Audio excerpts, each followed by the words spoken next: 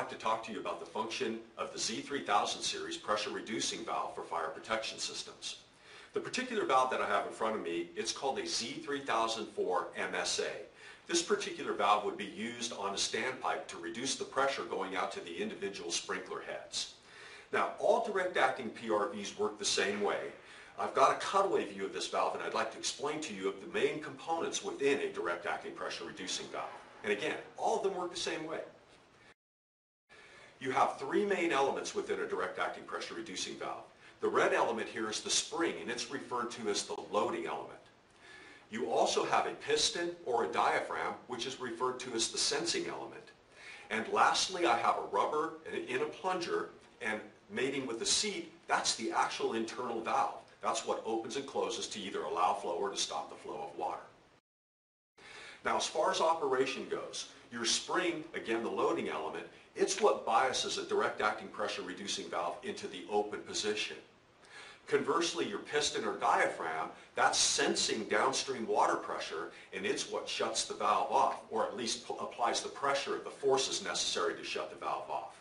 And lastly, my rubber within the plunger mating with the seat, as I said earlier, that's the actual internal valve. When the rubber touches the seat, it's going to shut off the flow of water. Conversely, when it moves away from the seat, it's going to allow water flow to occur. Now, I'd like to give you a hypothetical situation here. What we do to make the valve function and to give us a desired downstream pressure, we preload the spring. We have an adjustment bolt or a nut on the top of the spring whereby we're compressing that spring. And that's what's going to determine how much downstream pressure we get. So I want to set up a hypothetical here for you. This is the inlet side of the valve, and here's my outlet side.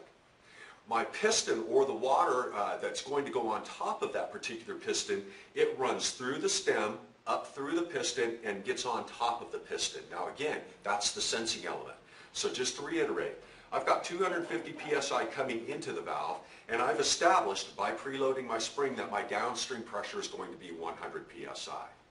The valve is going to be sitting in a closed position, holding that downstream at that 100-pound pressure.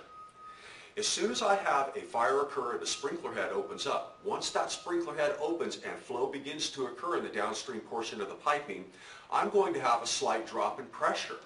When I do so, I no longer have as much pressure on top of this piston trying to hold the valve in a closed position.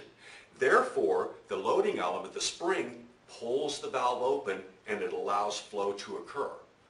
If, for example, the fire becomes larger and I have more sprinkler heads opening up, they're going to cause a greater draw on that downstream piping. Hence, my downstream pressure is going to drop a little more, which means I now have even less pressure pushing on the piston. Hence, this valve is going to want to open up a greater amount and satisfy that demand and keep sending flow downstream. Once the flow ceases, in other words, we put out the fire and we shut off the flow, the pressure in that downstream portion of the piping is going to begin to grow and move back towards that 100 psi level. As it does so, again, that downstream pressure moves through the stem up onto the top of the piston, and I now will have that 100 psi pressure pushing on the piston, thus shutting off the valve.